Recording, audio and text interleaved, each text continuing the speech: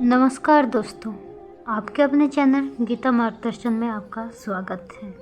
आज हम जानेंगे मनुष्य योनि क्या है। इस पृथ्वी पर अनेक योनियां हैं। कुछ अचर प्राणी हैं जैसे वृक्ष, पौधे, और कुछ जड़ प्राणी हैं जैसे जलीय जीव जंतु, पक्षी, पशुओं का विस्तृत समुदाय। इन विविध योनियों में हमारा मनुष्य योनि भी एक है।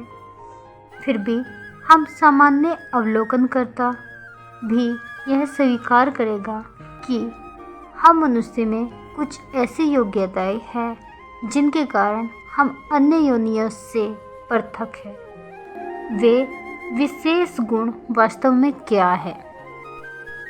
हम इस प्रश्न के उत्तर का आरंभ दूसरे प्रश्न से करेंगे।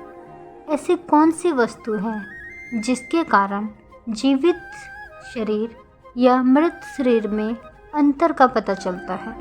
उत्तर है चेतना तथा जीवन।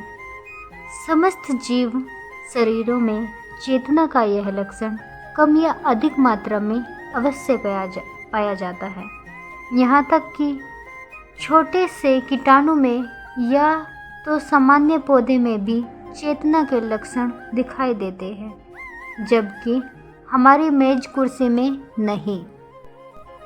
यह भी स्पष्ट है कि अलग अलग प्रकार की योनियां चेतना की अलग अलग मात्रा या स्तर प्रकट करती हैं, और मनुष्य योनि में हम जानते हैं कि चेतना का सर्वाधिक विकास होता है। यही विकसित चेतना मनुष्य को पृथ्वी की अन्य योनियों से अलग करती है। परंतु हमारी चेतना में कौन सी ऐसी बात है जिसके कारण यह कीटों, पक्षियों, पशुओं और यहाँ तक कि वानरों की चेतना से भी अलग है? यह प्राणी भी खाते हैं और हम भी खाते हैं। वे प्राणी भी सोते हैं और हम भी सोते हैं। वे भी संतान उत्पन्न करते हैं और हम भी उत्पन्न करते हैं। वे भी अपनी सुरक्षा करते हैं और हम भी अपनी सुरक्षा करते हैं। हाँ, हम इन कार्यों को अधिक अच्छी तरह से कर सकते हैं। यह हमारी उन्नत चेतना का एक लक्षण हो सकता है, परंतु इससे हमारी अन्य समस्याओं में सर्वश्रेष्ठता का पूरा पता नहीं चलता। जब हम अपने विषय में जिज्ञासा करते हैं और जितना अधिक प्रकृति तथा भगवान की प्रकृति को समझने का प्रयास करते हैं, उतना ही अधिक हमें यह स्पष्ट हो जाता है कि हम भाषा बोल सकते हैं, जीवन के अर्थ पर विचार कर सकते हैं और रात्रि के आकाश को देखकर आश्चर्य कर सकते हैं। यह योग्यता अन्य किसी योनि में नहीं है।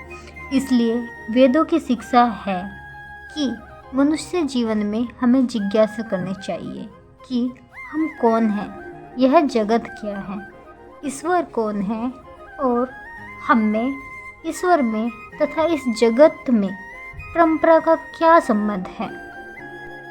हमें जीवन की मुख्य समस्याओं अर्थात जन्म, मृत्यु, वृद्धावस्था तथा रोग के हल की जिज्ञासा करनी चाहिए।